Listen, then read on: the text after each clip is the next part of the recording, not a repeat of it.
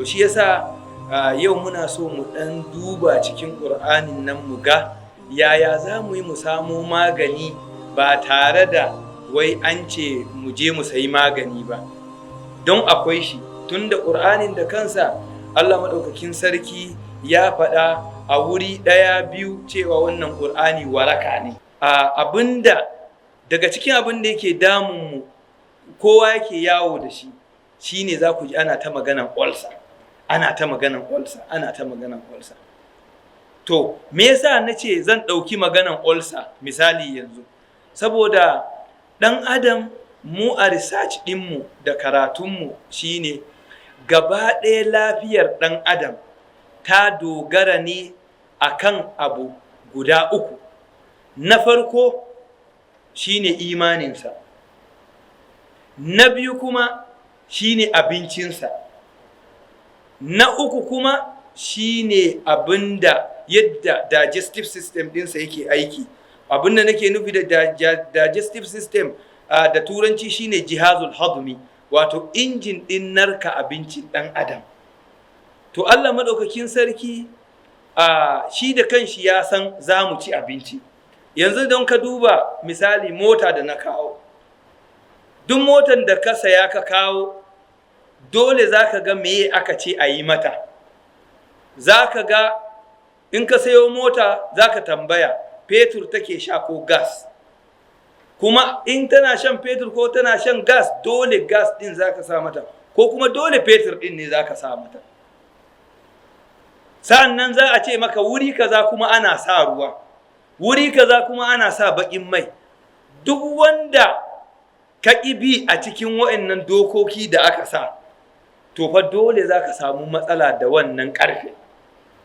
Saboda me? Saboda wanda ya yi ƙarfen ba haka, bai ce ka yi abin da kake so ba, shi ya ce ka yi abin da shi motan yake so ne.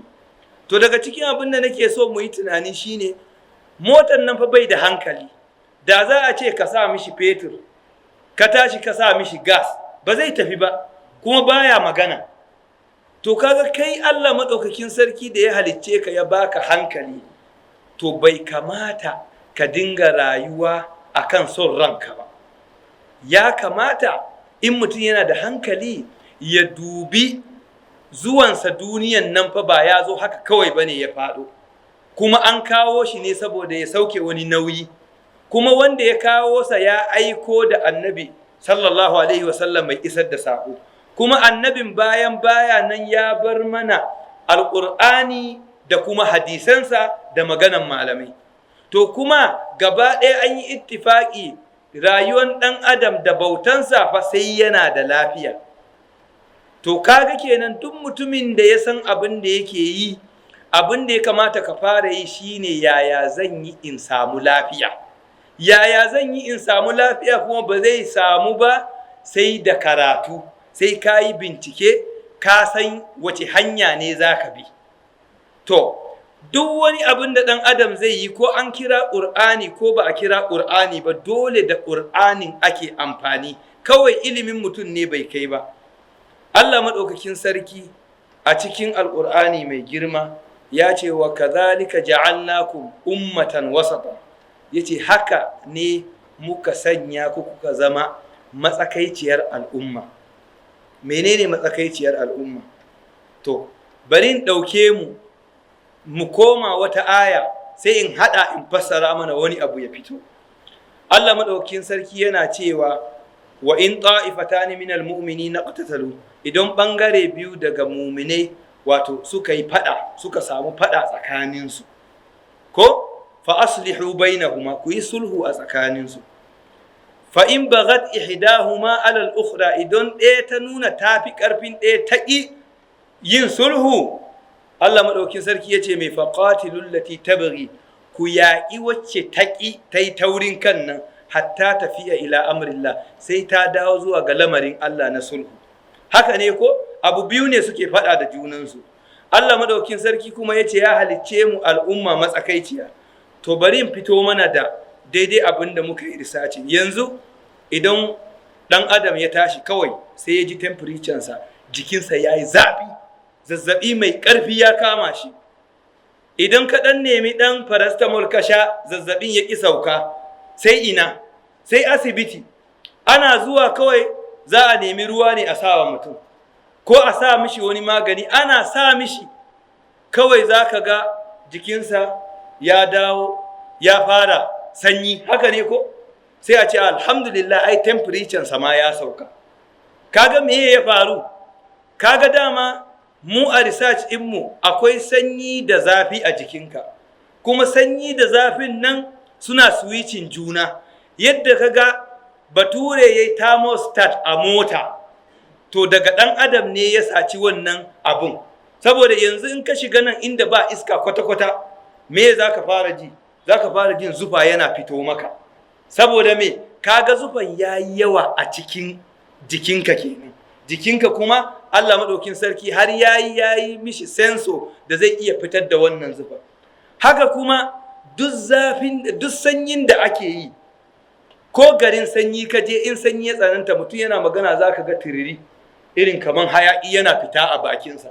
Kuma babu yadda za a yi ka taɓa jikin mutum ka ce wai ka ji sanyi ƙalau, haya sai dai ka ji hannun mutum nan da yake a waje. Amma da duk sanyin da ake da za ka buɗe riganka, in ka taɓa cikin jikinka wallahi za ka ji ya ɗauki sanyi. To me yake wannan amfani, me yake nuna mana?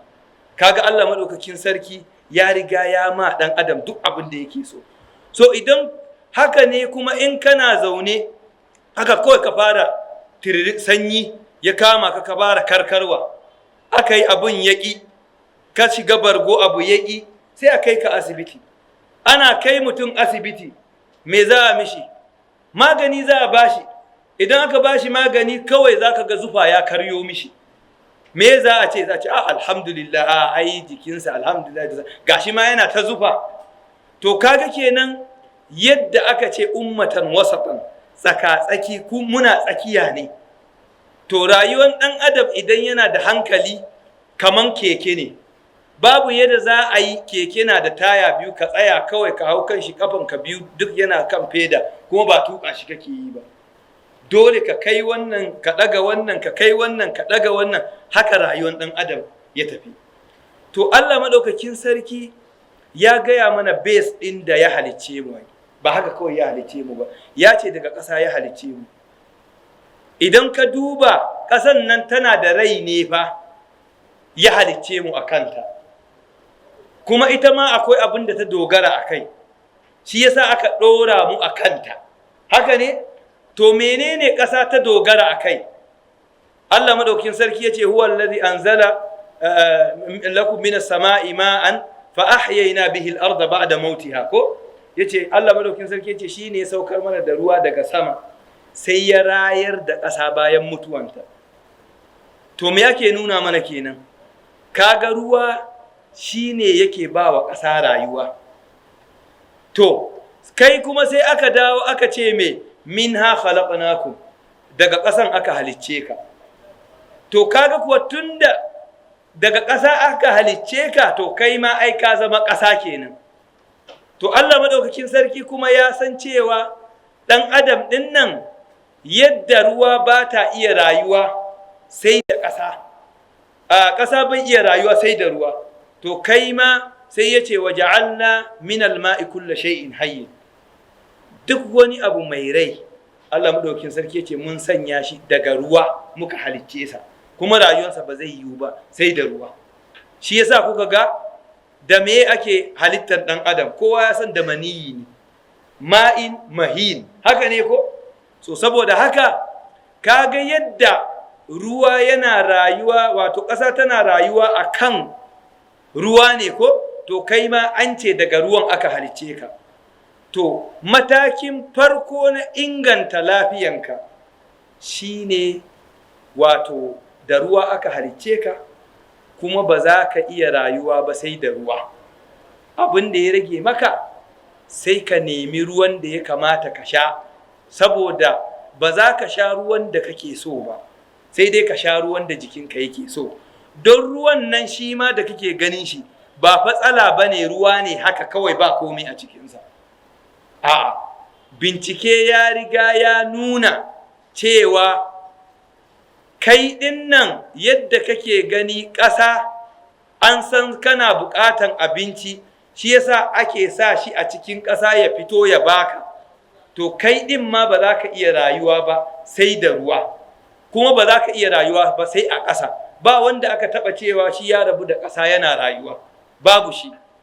Duk ɗan adam da kake gani a bayan ƙasa yake rayuwa, kuma duk ɗan adam da kake gani abin da yake rayuwa a kansa daga cikin ƙasan ne. To kai da kake ganin ruwa da ake sa wa ƙasa ta fitar da tsiro, to kai ma tsiro ne in baka sani ba. Shi yasa Allah ya alaƙanta ka da ruwa. Me yasa nace kai tsiro ne? Allah madaukakin sarki yace wallahu ambatakum min al-ardi nabata. Allah madaukakin sarki shine ya fitar da ku ko ya tsiro da ku ko tsiratowa.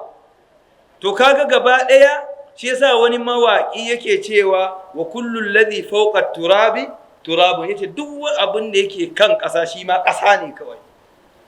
To ruwanmu yanzu an gurɓata mana ruwa, tunaninmu ne kuma aka gurɓata, ba ruwanmu aka gurɓata ba.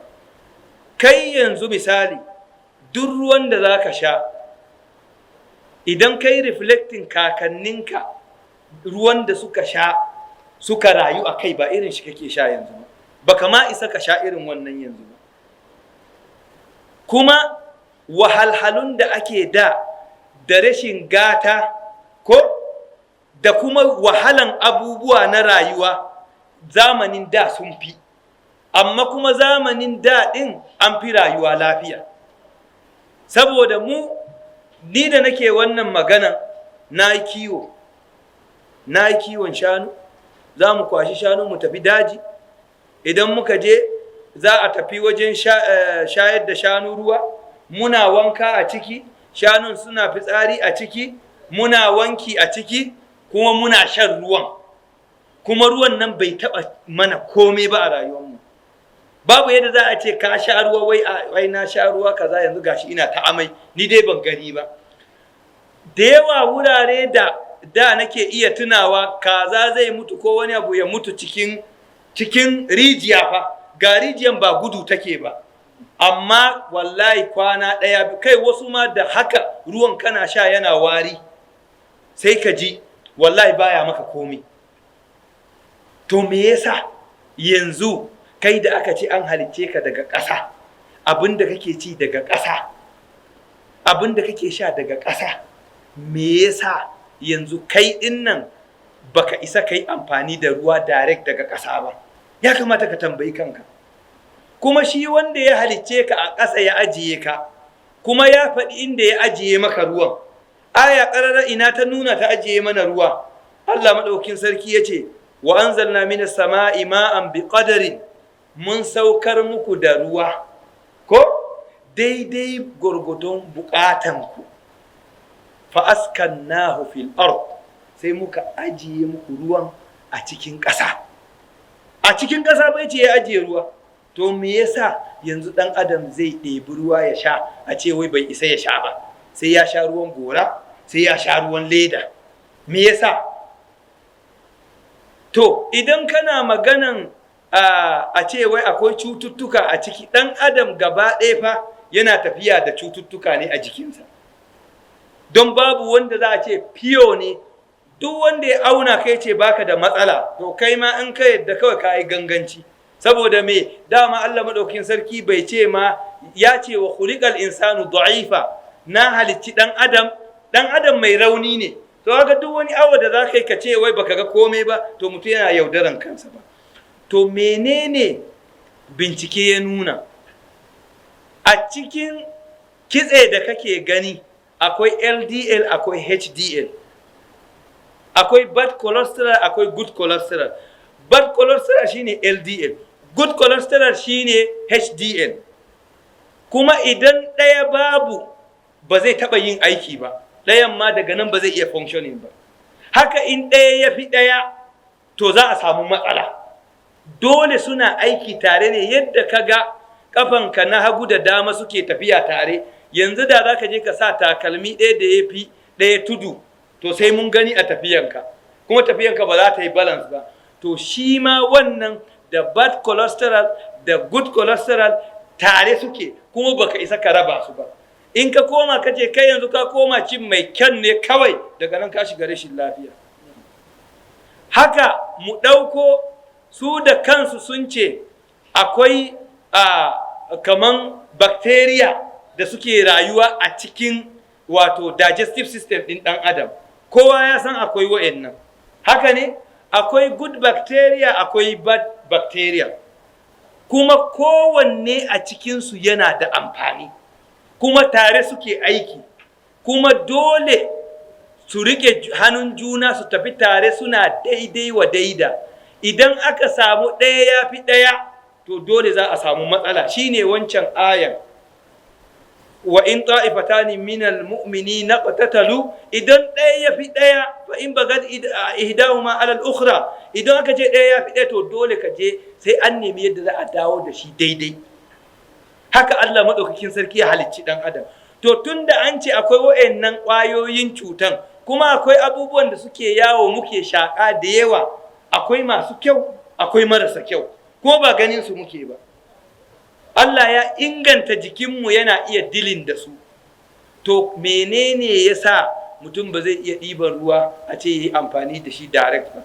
Kai yanzu idan aka kulle ka a wani ɗaki ba window, wallahi ba za ka kai wani lokaci ba, dole za ka mutu saboda ba iska. Haka ne?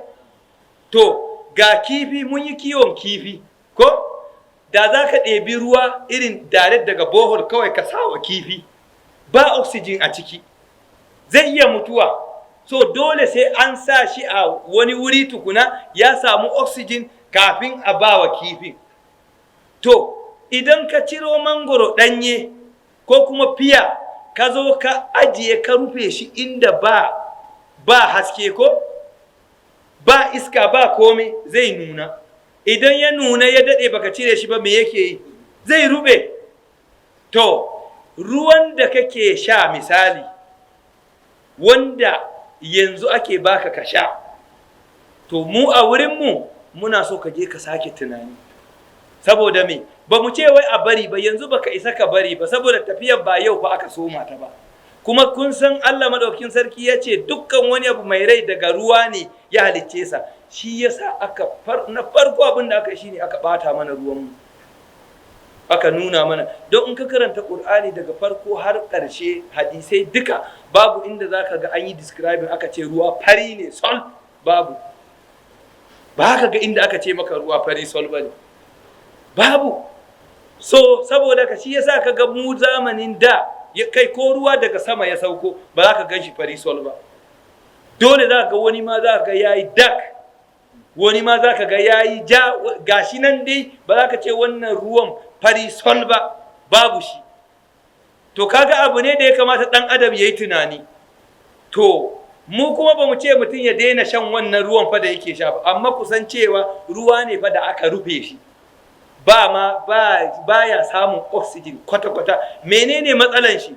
Kaga ruwan bai shan iska, na farko kenan. Duk abu mai rai da bai shan iska kuma, to kuma kun san akwai matsala kenan. Dole akwai matsala.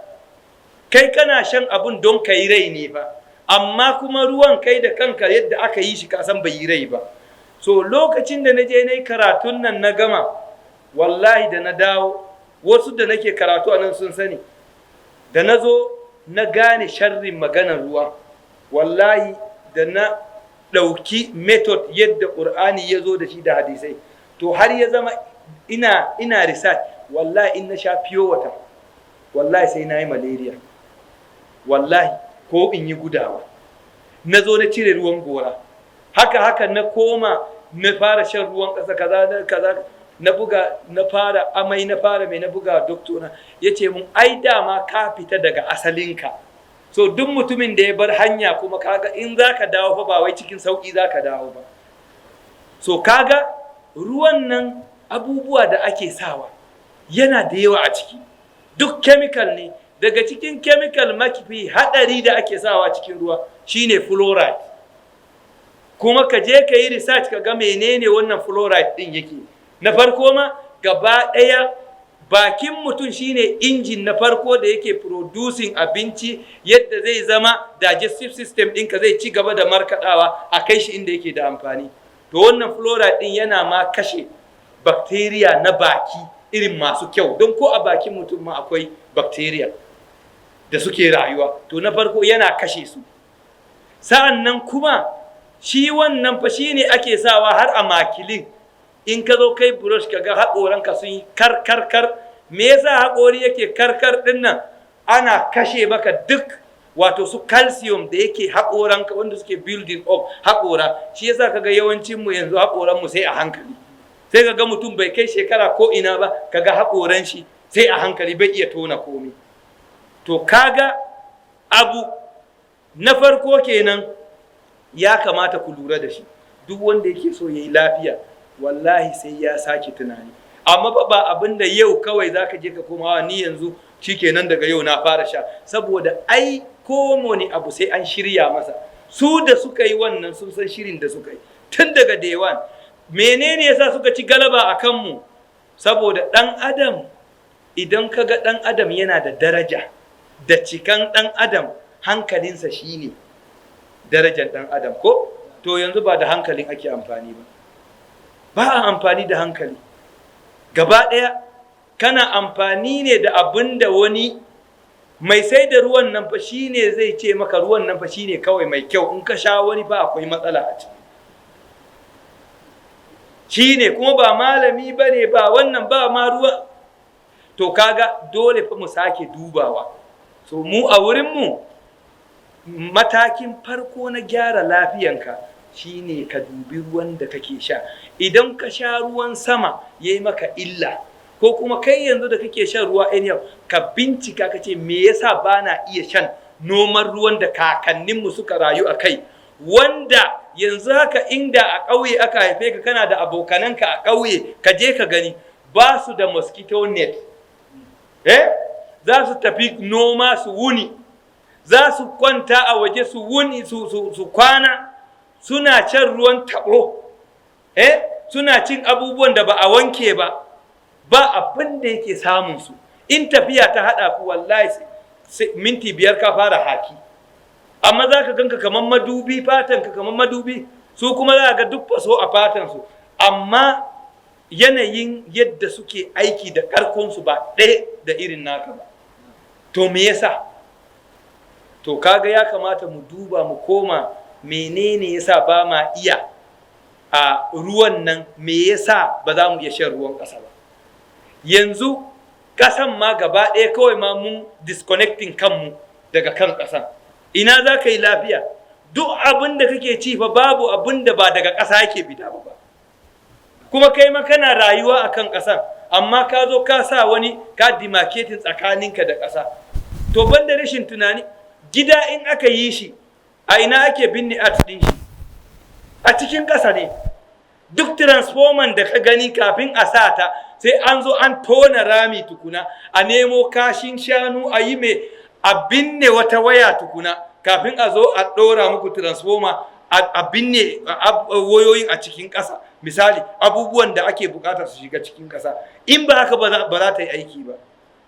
Kai kuma yanzu kwata-kwata ga socks, ga takalmi, ga carpet a gida, ga tiles, kome ka disconnecting kanka kwata-kwata.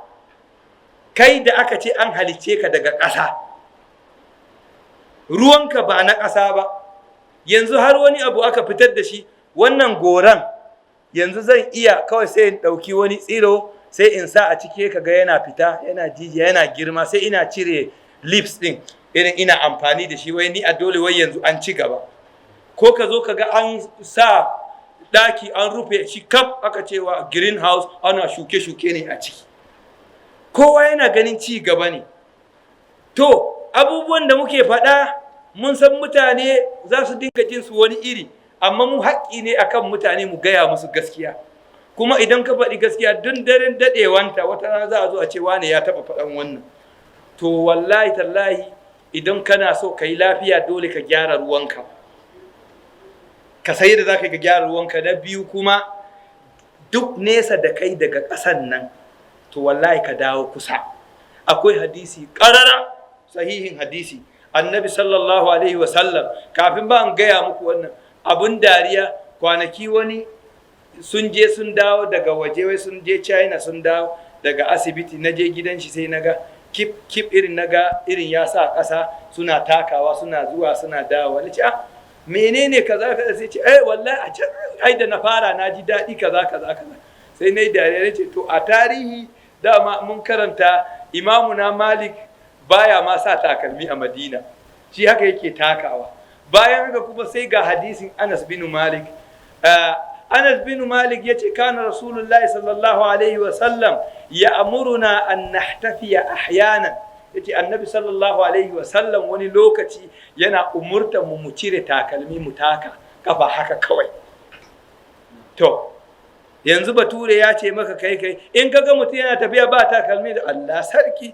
in kana da imani har ka bashi takalmi baka san lafiya bane yake karawa so ba yadda za ka yi wallahi yadda kaga wuta irin lantarki ba ta yiwuwa sai an binne ta ƙasa kai ma haka ne so dole ka samu lokacin da za ka dinga cire takalmi kana takawa a ƙasa wanda take shine zai dinga akwai abubuwa da yawa da yake wato yake cirewa a cikin system ɗinka kuma wallahi yana ƙara recharging system ɗinka yana ƙara alkalining system ɗinka menene alkaline akwai acidity akwai alkaline ko a cikin digestive system ɗinka ma shi cuta yana rayuwa ne a cikin acidity to a alkaline kuma pathogens ba sa iya rayuwa to kaga kana dole yadda Allah madaukakin sarki yace ummatan wasatan ka taba acidity ka taba alkaline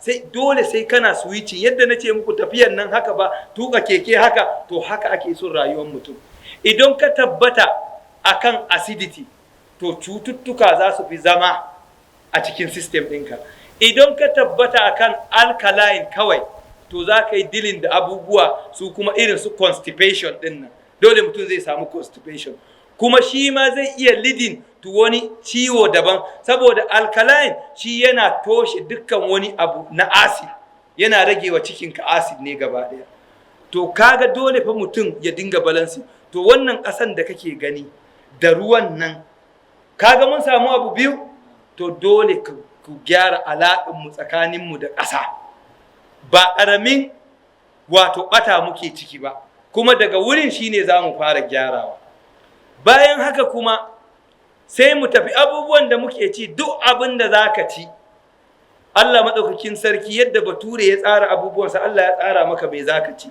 me Allah maɗaukakin sarki ya ce ya ayyuhal ladina amanu kulu min tayyibati ma razaqnakum ku ci daga natural abubuwa da muka azurta ku da shi to da yawa ana ce masu daɗi ku ci daga daɗaɗan abubuwan da muka wato azurta ku da shi to idan ka fassara shi da daɗi mu a wurinmu daɗi babu duk duniya ba a yi ittifaƙi daɗi abu ɗaya ba ne ko an yi ittifaƙi ba ittifaƙi ba yanzu wani abin mai daɗi abin da ya fi masa daɗi duk duniyan nan shine chocolate kai kuma in ka gan shi ma yana ci sai ka yi mamaki kai in ya san maka ma za ka wannan wani irin abu wani a duniyan nan ba abin da yake so kaman koko suna nan wallahi wani kuma a farfesun kaza wani ko farfesun kayan ciki in ka ce mishi kai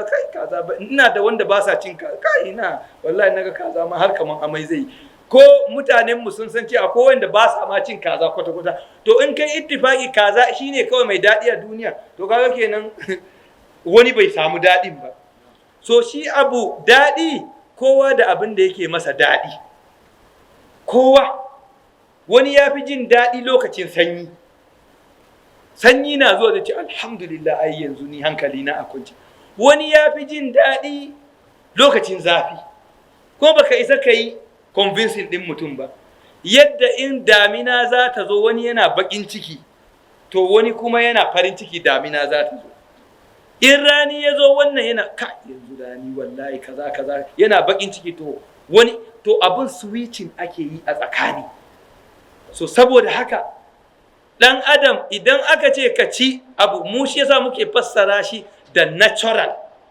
wato abubuwa na ɗabi'a. Menene abubuwa da suke tsirowa na ɗabi'a? Kullum ina buga mutane da wannan misali.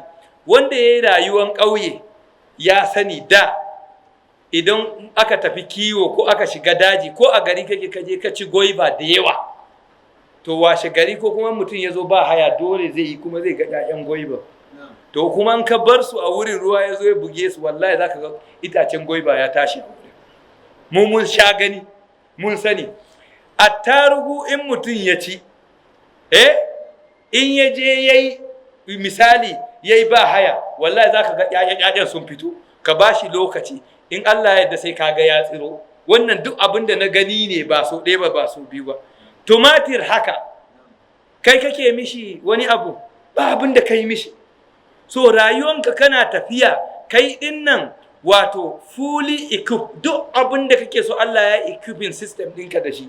Amma kawai rashin neman ilimi cikin manual ɗinka shi ya kai ka inda kake yau. To shi yasa idan za ka ci abu na ɗabi'a. Mangoro da za ka shiga daji ka gansu sun fito da ita, to kai ka shuka. In ka ci mangoro ka jefar ko a gidanka, mangoron Allah da annabi, wallahi za ka ga ya tsiro. Ruwa na taba shi za ka ga ya tsiro, sai dai kawai ka nemi inda za ka sa shi, daga nan shi kenan an wuce wurin. To mu abubuwan da muke gani kenan na ɗabi'a. To yanzu an ɓata mana tunaninmu. Matanmu misali ba sa iya haihuwa da kansu. Akwai lokacin da mu ma yawancinmu ba za ga yanzu ana ta problem, wai wani baya iya haihuwa kaza, a je ai ta gwada mani, ai ta mace in ta yi ciki da ƙyar za ta yi ciki, wani lokaci ma wata 1-2 ya zuba, ai ta wahala a ɗaure mahaifa, in ta zo haihuwa dole sai an mata CS kaza. Lokacin da na zo wasu da muka yi magana da su, na gaya musu na ce mun san kaza ita take ƙyanƙyashewa sai zakara ya hauta ta ƙyanƙyashe. Dan adam ma haka ne ko? To yanzu mu haka ne? Kaza injin yake ƙyanƙyashe ta. In ka ɗauki ƙwan ka ajiye wa kazan gida, ba za ta ƙyanƙyashe ba, saboda mai ba rai a ciki. Kai fa kana ci don ka yi rai ne ba. So abin da yake da rai ne fa ya kamata ka ci. Me yasa bature yake sawa abu expiring date? Me zai sa ka ci abu ne kam? Ba saboda ya maka amfani ba? To, ka duba wannan ɓangaren da ke. To, shi ma yanzu tun da kuna cin abin da aka yi modifying, to kuma kun shiga cikin modification ɗin.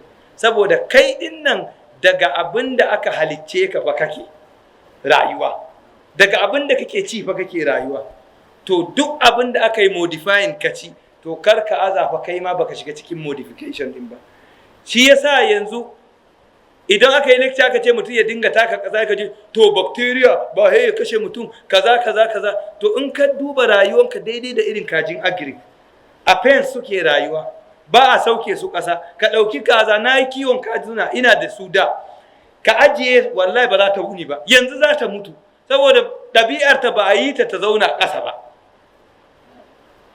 Ko baka isa ka bata abin da kake so ta ci ba, sai abin da wanda ya ƙyanƙyashe ta ya ce maka. Ko da wasa ka ɗauki ka ce to yanzu tun da abin nan abinci ne ya kamata dusa bari in ɗan ƙara dusa saboda ya auki, wallahi sai kaga abin ya fito a jikin kazan. To kaga kenan dole fa ka ci abu na ɗabi'a. Mutane da yawa aka yi to yanzu ya za mu yi, ina za a samu? Shi jikinka ina ruwan shi? Jikinka ba ruwan shi. Jikinka yadda Allah ya yi shi kenan. Kamar yanzu a ce maka abinda mu muka saba da shi shine kullum ka canja injector din motanka, kullum ka canja fuel pump, kullum ya kamata ka zauna kai tunani ka ce menene yake kashe wannan injector da fuel pump din nan. Mai da kake sawa, idan ka sa man da ya kamata, to ka wuce maganan canje. To kai ma in ka sa abin da jikinka yake so ba abin da kake so ba, to ka zauna lafiya. Kuma baka isa ka zauna kana yin abin da kake so ba. Jikinka shine oganka, dole ka yi mishi abin da yake so saboda ka zauna lafiya da shi. To in za ka ci abu, ka ci abu na ɗabi'a. Daga cikin abubuwan da aka kawo mana ya ɓata mana rayuwa shine genetic GMO ɗin nan da kuke gani.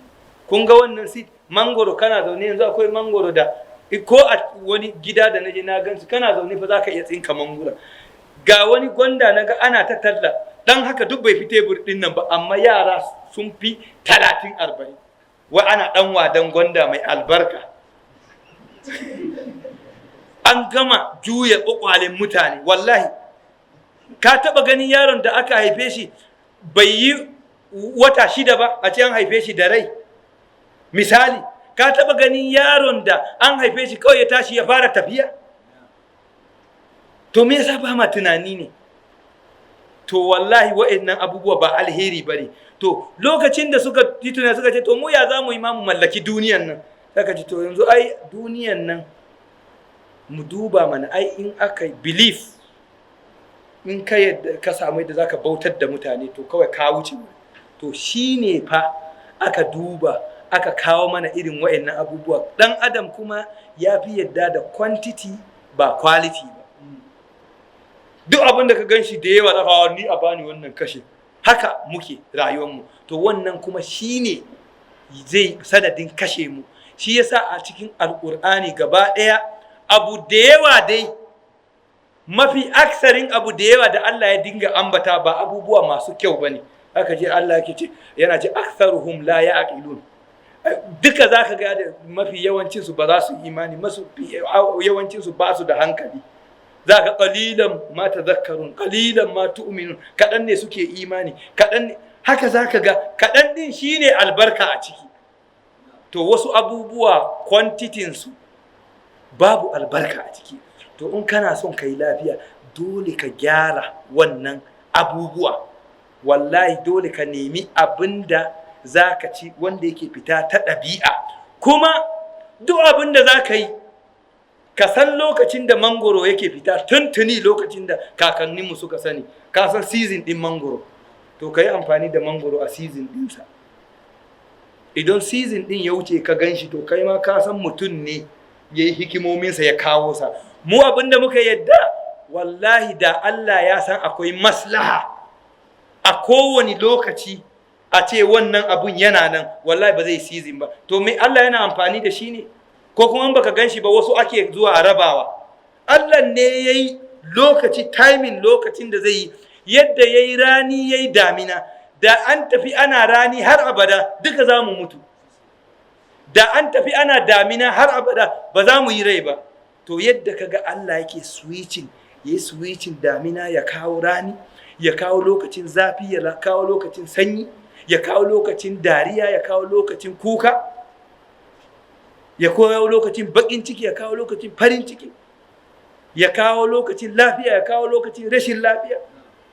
Kowanne sai wannan yayi absent a samu wannan ya shigo. To shine ummatan wasatan. Da ka fita daga wannan ka samu matsala. So dole mu yi tunani. Shi yasa in ka tafi kasashen waje yanzu organic abinci, organic da ake nomawa ƙauyuka na ɗabi'a, wallahi ya fi tsada. Yana da bala'in tsada. Ko yanzu kaman Mambila, wanda suka san Mambila, ba inda suke da yawan shanu kaman Mambila. Amma nama, wallahi in ka ga nama yanzu ba naman 500 ma. Nan kuma na'ima za ka iya samun naman 500. In ka ci nama a can, to in ka zo ka ci nan za ka ce ko tayan tirela ne aka yanka aka baka. Allah ba zaƙi ba komai. To da ina ta tunani ya za a yi can da abu ya fi yawa kuma ce ya fi tsada. Sai na zo na gane cewa ashe suna su organic ne, na ɗabi'a ne, kuma shi ne zai ƙara maka lafiya. To kar ku yadda abubuwa da yawa yana nan. Shi yasa kuka ga mun zama mashin yanzu, daga yaro haka har zuwa babba. Programming ɗinmu aka yi, wallahi kafin a kai wasu shekaru. Yanzu nan da za a caje mu, wallahi ba za a rasa masu ƙwayoyi a cikin aljihunsu ba. Kuma an ce tsakani da Allah wanda ba su sha ƙwaya yau su ɗaga hannu ba, wallahi majority da suka sha sai kaga sun fi yawa. Saboda me? Saboda duk fa wanda yake baka abinci fa, to fa shi ne fa zai san ciwonka. Shi yasa kakanninmu da in ka je ka dawo ka ce cikinka na ciwo, za ce me ka ci? Question ɗin farko kenan. amma yanzu gaba ɗaya mun zama wani abu. Shi yasa ƙasashen da suka ci gaba, Roshe yanzu Putin da ya gane doka yayi ƙwan wannan da ƙwai da muke ci, idan aka kama ka da wannan ƙwan to za a caje ka direct terrorism, za a caji mutum. Wallahi su wannan GMO din nan, wannan seed da ake kawo mana, gashi nan ana taraba ana kashe mu. Ko last week sai da naga kamar ma in daina ma maganan harkar faɗakar da mutane da ma kawai ina da naga wai gwamnati ta yi approving GMO na masara za a shigar da shi Najeriya. Yau na karanta article din na nan, wallahi wasu ƙungiyoyi da suka yi bincike suka ce food security ɗinmu yana cikin haɗari, kuma suka alakanta bandit din nan da ake yi da abincin da muke ci, saboda masu kawo mana irin wannan irin suna so duk yadda za a sai a yi eliminating irinmu na asali. Me yake faruwa? Da in kai noma, in ka girbe za ka ajiye wanda za ka ci, kuma sai ka ajiye wanda wata shekara za ka shuka. To yanzu an zo ana bandit, ana kashe mutane, ka kasa noma. Irin abincin da ka ci yanzu shekaran nan baka yi noma ba, me za ka ci kuma? Sai irin da ka ajiye. Idan ka ci irin da ka ajiye yanzu, to wata shekara kuma ina za ka samu abincin? Kaga dole sai abin da suka kawo muku kenan. To ba ƙaramin haɗari muke ciki ba. Amma sakin addinin nan da muka yi, shi yasa kuka ga muka zama wani abu daban. Kuma wallahi idan ba mu gyara ba, to ba mu ba zaman lafiya, ba daɗi a rayuwarmu. Dukkanmu nan yanzu wanda ya ce maka yana jin daɗi sai dai ya yi pretending. Menene jin daɗi? Jin daɗi shine ka ci abin da kake so. Haka ne ko? Kuma daga cikin abin da kake so, kowane ɗan adam daga abin da yake so, babu kaman iyalinsa. Ka shiga wajen iyalinka ka yi yadda kake so. Yanzu waye ya isa yayi? Wallahi in mutum zai shiga, me yasa masu maganin gargajiya suke kasuwa yanzu? Duk wanda kaga yake ciniki to yana tallan maganin karfin maza ne. Wallahi wanda kaga suna popular, wallahi abin da yake sa su popular kenan. Saboda me? Saboda an san gaba ɗaya an kashe mutum a gida, an mai da mutum mata maza. Mutum zai je wajen iyalinsa kamar mai shiga police station. Muna da su da yawa, wallahi za ka ga heart ɗin mutum ya yi lajin. Especially abin da ake yi, ka zo kana controlling hawan jini, yadda zuciyanka zai pompa blood, ana controlling kar ya pompa da ƙarfi saboda hawan jini ko? To shi kuma gaban ɗan adam idan jinin bai je da ƙarfi ba, to ba zai tashi ba. To kana wannan controlling kuma na heart, ka je gaban likita ka zauna, wallahi doctor ina da weak erection, ya ɗauki wani ƙwaya ya baka. Kwana biyu ka zo ka ce palpitation kaza kaza, an je an gwada heart da ya enlarge. Duk muna da su. So wallahi mu yi hankali. Banda ma batan basiran ɗan adam, kai da Allah madaukakin sarki, waye kai sahabbai imani? Amma Allah fa sai da yace wa idza sa'altumuhunna mata'an fas'aluhunna min wara'i hijab. Allah madaukakin sarki yace in za ku tambaye su wani abu matan annabi, to kar ku shiga ku tambaye su a bayan hijabi. Saboda me? Har Allah madaukakin sarki saboda ganin su masifa ne. Har ana cewa babu yadda za a yi ku auri matan annabi bayan ya mutu, ya rasu, babu yadda za a yi ku aure shi. Kaga ana gani da sun gansu sha'awa zai tashi kenan, duk imaninsu. Bayan haka kuma aya ta zo ƙarara tana ma matan annabi magana, fala takhda'na bil qawl. Kar ku kutse cikin zance irin muryan da mata suke masu laushin nan su rukita ɗan adam. An ce matan annabi kar su dinga yi saboda kar aji. Ko mu dukkanmu mun san akwai muryan da in mace ta yi gaba ɗaya sai ka ji ka rikice. To kai da in ka ji murya ma haɗari ne, ya za a yi yanzu a cewa sai ka sha magani in dai mutum yana da hankali? Kaga ya fita ɗabi'ansa kenan. Kai da aka ce maka wala taqrabu, an ce kar ka yi kusa. Kai da aka ce maka ka rufe ido, qul lil mu'minina yaghuddu min absarihim, ku rufe idon ku kar ku kalli mace da ba naku ba. Wannan dokokin da aka kafa kana nufin ana tunanin sai ka sha magani ne za ka iya yi? Ai an san da ka je wurin kawai ba zaman lafiya kawai sai an yi, shi yasa aka kafa dokokin. To ɗabi'a gaba ɗaya ta canja. Wallahi kar ku yadda shaye-shayen magunguna kowane iri ne, da yawan shan maganin asibiti, yawan shan maganin gargajiya, wallahi gaba ɗaya kashe ɗan adam yake. Kuma gaba ɗaya rayuwarmu rashin gane wanda ba mu yi, da mun riƙe ƙur'ani da mun samu lafiya. Saboda me? Bature ya ce ka ci abinci ko sai ya ce maka idan ka ci kar ka kwanta, kar ka zauna, ka yi walk. Haka ne? Maganan ulcer zan dire ya ce ka yi walk. Me yake faruwa? Yadda Allah madaukin sarki ya ma ɗan adam a wannan ɗice manarkan abincinsa, akwai chemical digestion, akwai mechanical digestion. Chemical digestion shine enzymes ɗin da system ɗinka yake producing, shine hydrochloric acid kenan. Mechanical digestion kuma shine tumbinka yana haka, cikinka haka yake, kamar yadda ku ga ake sujada, haka yake ya matsa ya dawo, ya matsa ya dawo. To in ka ci abinci, bature ya ce karka ci ka kwanta, to sai ka je sai ce wai ka yi walk. To bari in ba ku wani abu a cikin alƙur'ani ku ga abin mamaki. Shi yasa ƙur'anin waraka ne da hadisin annabi sallallahu alaihi wasallam. Shi Allah madaukakin sarki da yace ya ayyuhal ladina amanu kulu min tayyibati ma razaqnakum, ku ci daga natural abubuwa da muka azurta ku, sai yace me washkuru lillahi, ku gode wa Allah idan kuka ci. An tambayi Dr. Salihul Fauzan, an ce masa mal farqu bainat tahmid mal farqu bainat shukr wal hamd, menene bambancin tsakanin alhamd wa shukr? Sai ce abinda ake nufi da alhamd wato shine wanda zaka yi da harcenka, ashkur kuma ya tattari hadda wato aiki da gabobinka ko. To Allah ya ce ka gode masa da gabobinka. To lokacin da nayi research sai nace duk wanda ya ci abinci to ya tashi yayi sallah kawai, shine lafiyansa. To har aka yi challenging dina, wasu malamai zo ya za ka kawo abin da babu kaza. To muka zo muka ci gaba da research, na je na samu wani babban malami da na yadda da shi, ya ce malam gashi, amma ni na ba wa waɗanda ba sa sallah wannan abu, nace in suka ci abinci su dinga sujada, za su rabu da wasu abubuwa da yawa. Sun yi kuma har sun zo sun bani award, amma yanzu na ce kaza. Shine sai malamin ya ce rabu da su da Allah. Ya ce ga hadisin annabi sallallahu alaihi wasallam karara. Annabi sallallahu alaihi wasallam ya ce azibu ta'amakum bi dhikrillahi was sala, ku narka abincinku da ambaton Allah da sallah.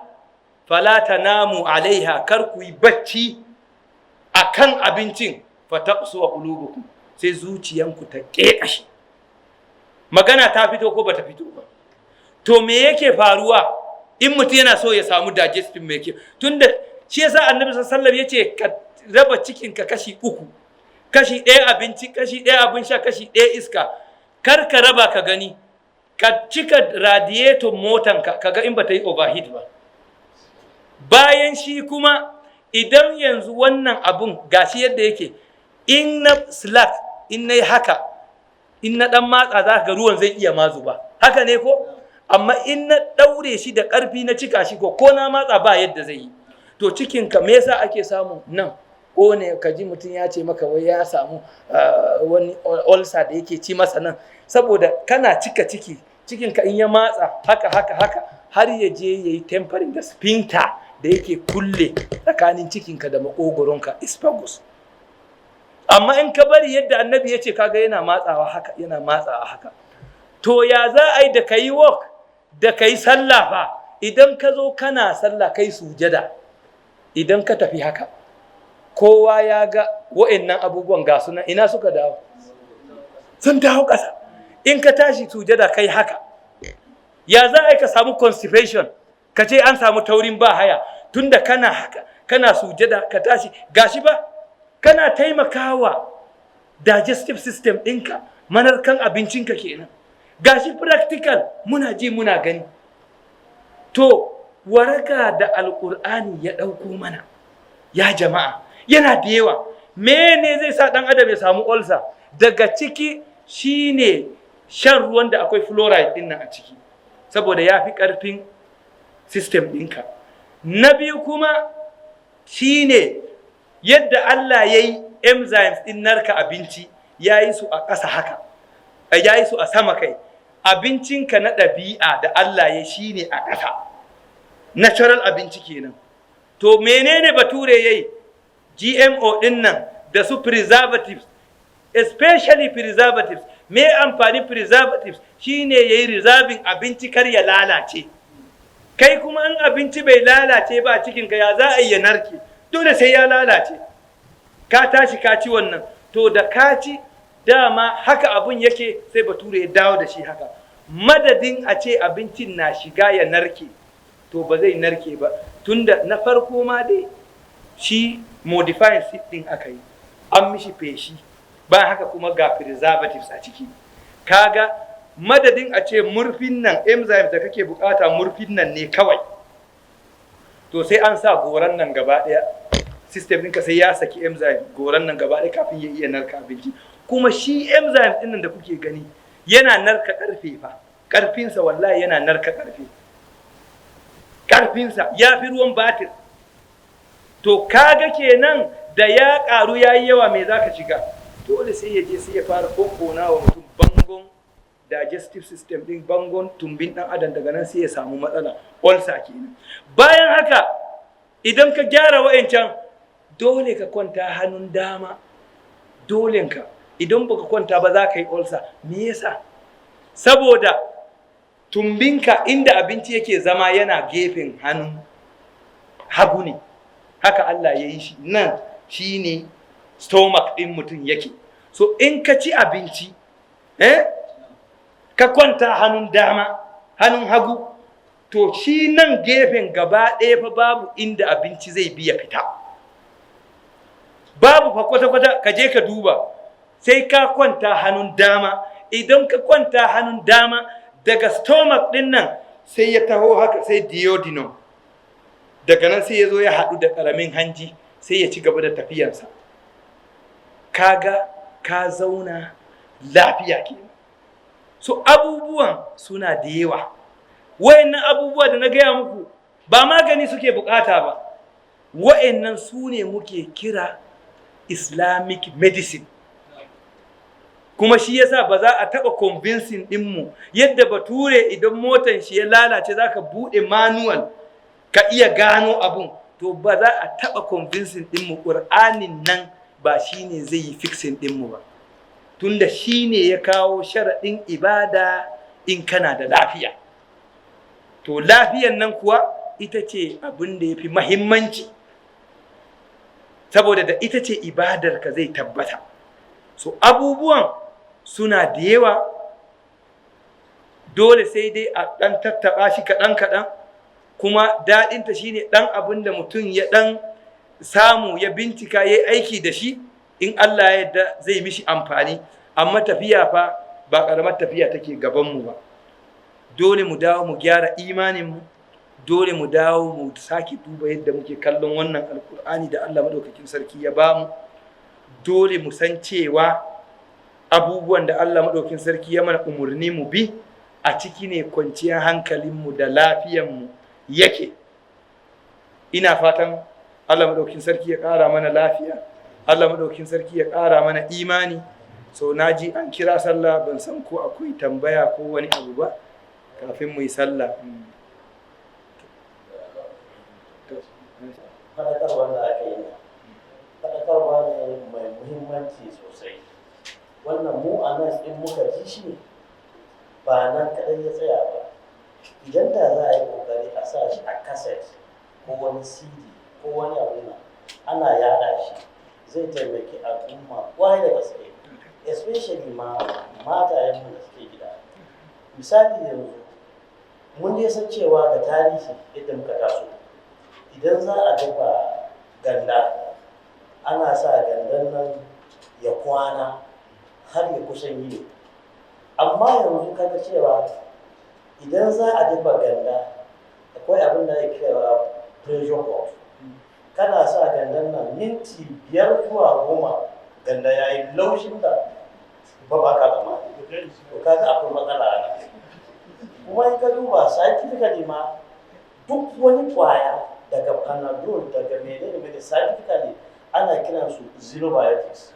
Duk abin da ya shiga cikinka illa ne a gare ka, domin naturally ba haka system ɗinka ya yi inheriting ba.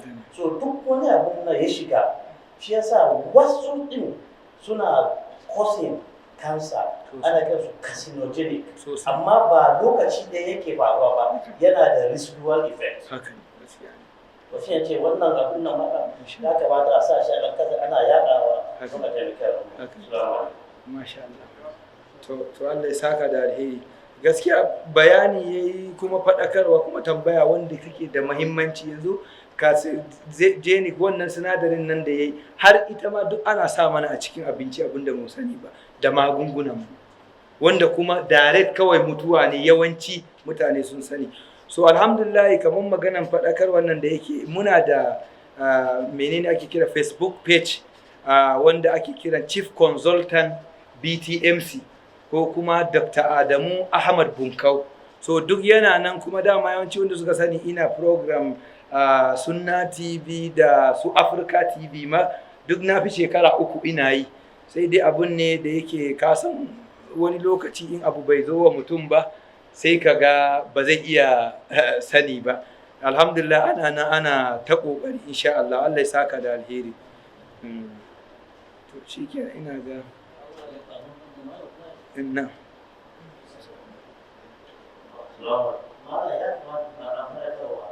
harkar magi na da illa matuƙa a al'umma. Haka ne gaskiya.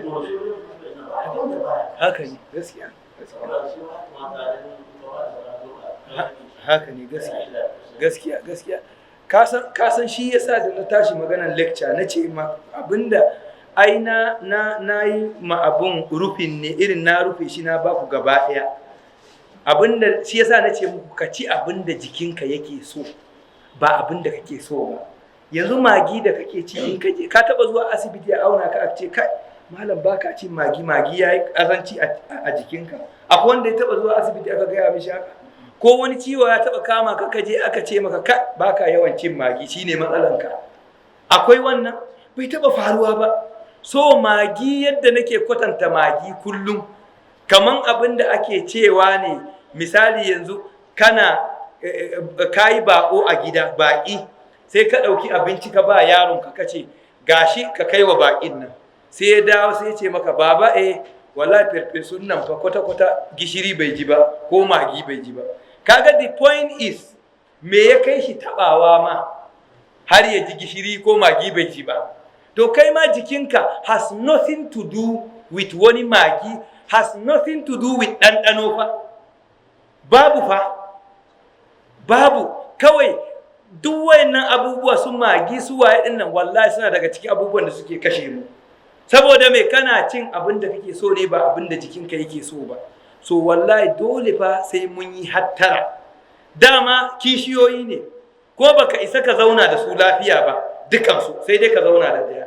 Idan kai hotin bakinka ka sa mishi abin da ba ɗanɗano minti 20-30 in ya shiga ciki ka zauna lafiya baka wani fargaba kuma.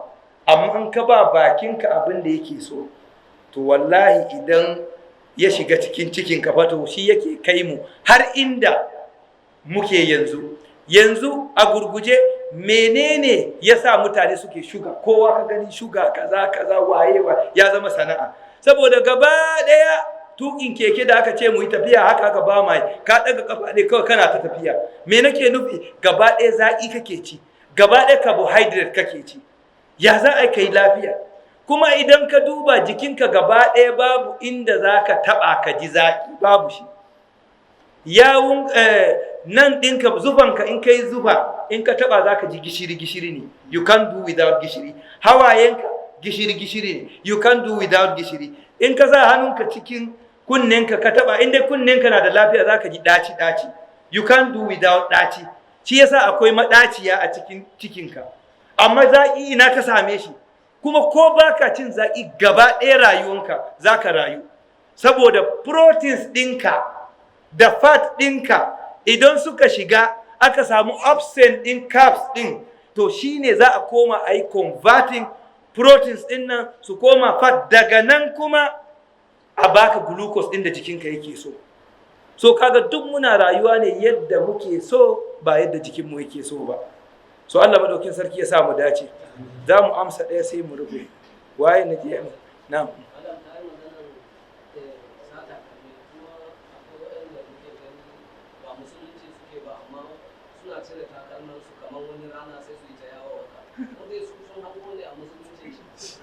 akwai su a Bible ɗinsu.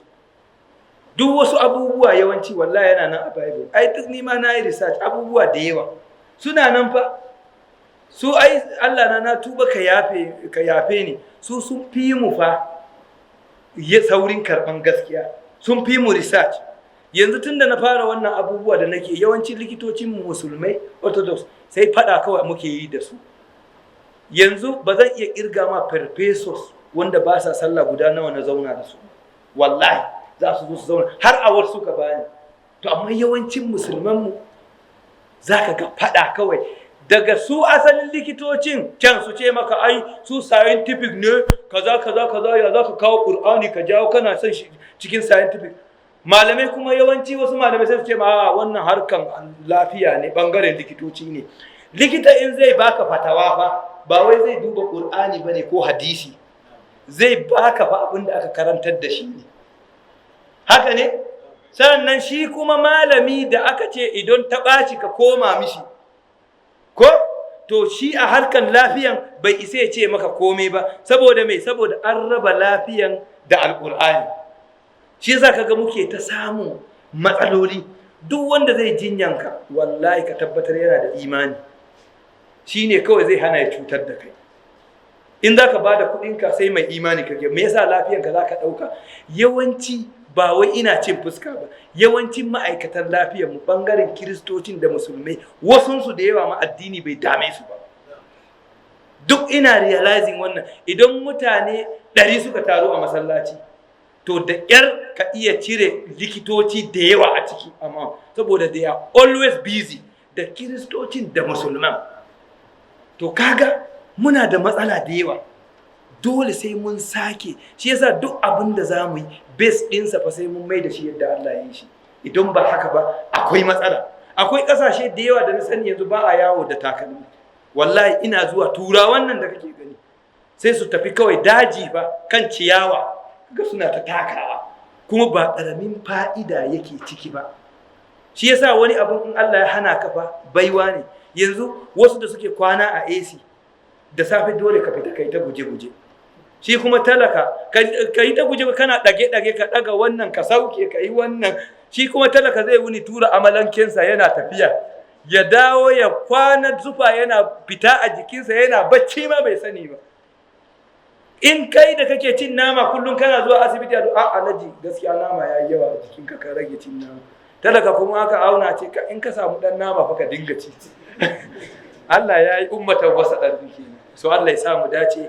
Malaman mu Allah ya saka masu da alheri, especially malam yana cikin mutanen da suka taimaka mun kwarai a rayuwana lokacin da na zauna nan. Kamar yadda kuka sani na yi karantarwa a nan na yara da suke nan, kuma malami ne na alƙur'ani. Shi ya fara, yana daga cikin wanda suka koya mun ƙur'ani. Kuma lokacin da nake nan, daga nan ne da aka ce za a ɗauke liman a gidan Masari, lokaci yana speaker. To daga nan ne na koma wurin. Da na ƙi zuwa ma malam ɗin ne ya ce mu wane idan baka je ka riƙe wurin ba sai a samu wanda bai kamata ba. So kullum ina masa fatan alheri. Allah maɗaukin sarki ya ƙara masa lafiya da sauran malamanmu. Allah maɗaukin sarki kuma ya ƙara musu zurfin tunani. Assalamu alaikum wa rahmatullahi ta'ala wa barakatuh.